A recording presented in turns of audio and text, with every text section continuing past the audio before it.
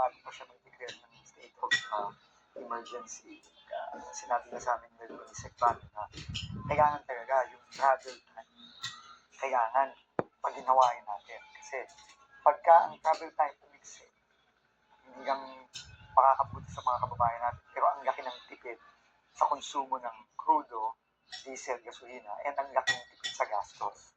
So, kaya talagang minamadali namin ang pagbubukas ng mga kalye tulad nito para talagang mapaiksi yung travel time, para bumaba yung konsumo ng crudo, bumaba yung gastos nila. Lahat ng pwede nating magawa para maibsan yung hirap nila ngayon dahil sa taas ng presyo ng diesel at gasolina, gagawin natin. So, tuloy-tuloy kami dito. Ang laki, dati, from Tarlac to Cabanatuan, 1 oras kalahati yan, easily. So, dahil sa traffic, dahil sa mga tricycle sa kalye, mga kulitbig, ngayon, 20 minutes na lang. Kasi tuloy-tuloy na. Pag-exit mo dyan sa Cabanatuan, nandiyan ka na sa sentro. Diba? Highways. Right? So, ang laking bagay. Lalo na sa Holy Week, sa pag-uwi ng mga kababayan natin sa Holy Week, ang laki ng matitipid. Ito ay not only to decongest the traffic here mismo, mula sa Tarlac o sa Cabanatuan, pero parati natin isipin na while we decongest the traffic po, pati yung mga kalsada, yung mga alternate routes po, no, mas gagaan po. Ito po pwede din makakatulong din po ng malaki sa ating mga kalakal.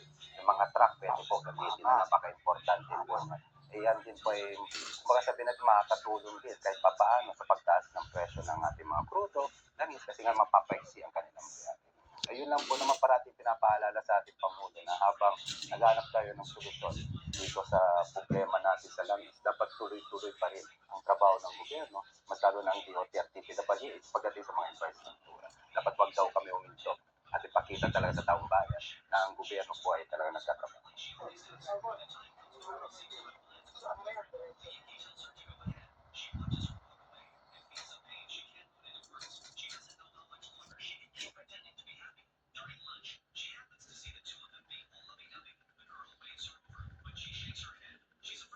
Kahit na 4 na kilometro ang ating pinag-uusapan, ang magiging epekto nito ay napakalaki, hindi lamang sa pagbawas sa oras ng biyahe, hindi lamang sa pagbawas sa konsumo, kundi pati sa pagpapanatili ng presyo ng bigas na alam naman natin pag tinamaan ang langis ay maraming sumusunod, pati pagkain.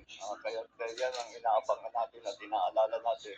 Itong kalsada nito ay siguro hanggang Disyembre ay toll-free ito. Kaya libre muna. Kaya pwede lang dumaan ng mga iba't ibang truck para pwede na silang marelevo natin pati ang traffic sa MacArthur para yun, ulit, bibilis. Basta bumilis ang biyahe, nababawasan ang bayad sa konsumo at yung produkto na dinadala ng ating mga truck ay hindi tataas ang presyo. Kaya yan ang